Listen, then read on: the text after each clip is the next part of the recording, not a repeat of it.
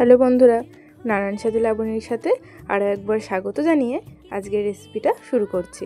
তো আজকে বানিয়েছিলাম কাঁচকলার কোপ্তাকারি। খুব সহজ বানানো আর খেতেও কিন্তু অসম্ভব সুন্দর হয়। তাহলে রেসিপিটা শুরু করা যাক। এখানে আমি 3খানা কাঁচকলা নিয়েছি।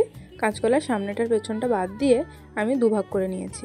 তো 3টে কাঁচকলা আমি ভালো করে এরকমভাবে করে নিয়ে একটা পাত্রে তুলে নিয়ে কলাগুলো আমি ধুয়ে নেব। কলাগুলো ধোয়া হয়ে গেলে কড়াইতে জল দিয়ে কলাগুলো আমি সেদ্ধ বসিয়ে দেবো। আর কলাগুলোর সাথেই আমি আলু কেটে নিয়েছি। তো এই আলুগুলোও আমি কিন্তু একইভাবে সেদ্ধ বসিয়ে দিয়েছি কলাগুলোর সাথে। এরপরে ঢাকা দিয়ে আমি কলার আলুটা সেদ্ধ করে নেব। তো কলাটা আর আলুটা যখন সেদ্ধ হয়ে গেছে কলাগুলো আমি তুলে নিয়েছি। একটা পাত্রে রেখে কলার খোসাগুলো আমি ছাড়িয়ে নেব। তো সমস্ত কলার খোসাগুলো যখন ছাড়ানো হয়ে গেছে, এবার এর মধ্যে আমি যে আলুগুলো সেদ্ধ করেছিলাম সেই আলুগুলোর থেকে মাত্র 2টো আলু আমি এই কলার সাথে দেবো। তো 2 পিস আলু এই কলার সাথে দিয়ে একটা কাঁটা চামচের সাহায্যে কলার আলুটা আমি ভালো করে ম্যাশ করে নেব। কলার আলুটা ভালো করে সুন্দর করে ম্যাশ করে নিতে হবে।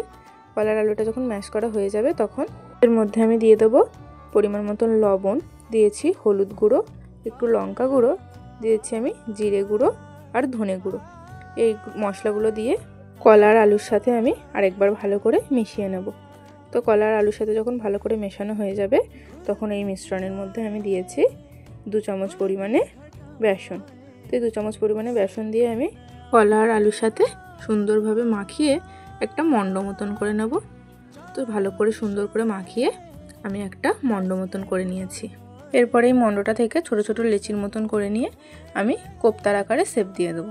তো এরকমভাবে গোল করে নিয়ে চারিদিকটা স্প্রেড করে একটু চ্যাপ্টা মতন করে আমি সমস্ত কাঁচকলার কোপ্তাগুলো করে নিয়েছি।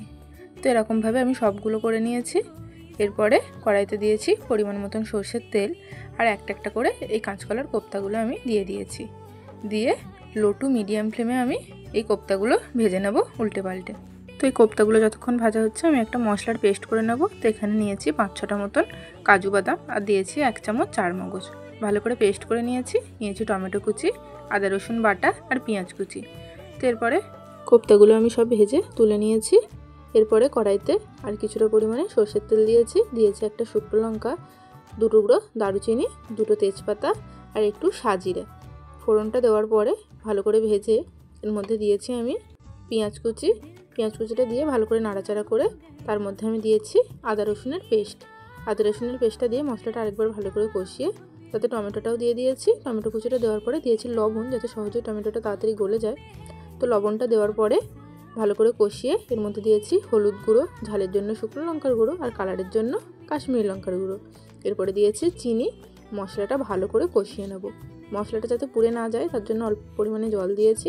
দিয়ে মশলাটা আমি ভালো করে কষিয়ে নিয়েছি। মশলাটা কষানো হয়ে গেলে যখন তেল ছেড়ে দিয়েছে তখন এর মধ্যে আমি দিয়ে দিয়েছি কাজু বাদাম আর চারমগজ, যেটা পেস্ট করে রেখেছিলাম সেই পেস্টটা। পরে মশলাটা আরেকবার ভালো করে আমি কষিয়ে নিয়েছি। তো মশলাটা কষানোর সময় আর একটু পরিমাণে আমি জল দিয়েছি। যেহেতু চারমগজ আর কাজু বাদাম বাটাটা দিয়েছি তাই আর একটু পরিমাণে জল দিয়ে মশলাটা আমি কষিয়ে নিয়েছি। এরপরে সেই সেদ্ধ আলুগুলো আমি দিয়ে দিয়েছি। মশলার সাথে আলুগুলো ভালো করে কষিয়ে নিয়ে এরপরে দিয়েছি লবণ। যেহেতু হলুদ, লঙ্কা গুঁড়ো এগুলো সব আগে থেকে আমি দিয়েছি তাই শুধু লবণটা আমি দিয়েছি। তো লবণটা দেওয়ার পরে ভালো করে আলুটার সাথে কষিয়ে নিয়ে পরিমাণ মতন জল দিয়ে দিয়েছি। জল দিয়ে ঢাকা দিয়ে রেখেছিলাম। এরপরে ঢাকাটা খুলে যখন গ্রেভিটা ফুটে উঠেছে তখন এর মধ্যে আমি দিয়ে দিয়েছি যে কাঁচকলার কোপ্তাগুলো করে রেখেছিলাম সেই কাঁচকলার কোপ্তাগুলো। তো কাঁচকলার কোপ্তাগুলো দেওয়ার পরে আরেকবার ভালো করে মিশিয়ে আমি ঢেকে রাখবো। তো ঢেকে রেখে যখন আরেকবার ভালো করে ফুটে যাবে তখন এর মধ্যে আমি দিয়ে দেবো ঘি। তো এই কাঁচকলার কোপ্তাকারি করার সময় নামানোর আগে অবশ্যই ঘিটা দেবেন, তাহলে কিন্তু খেতে অসম্ভব সুন্দর হয়। তো এখানে 1 চামচ পরিমাণে ঘি দিয়েছি আমি।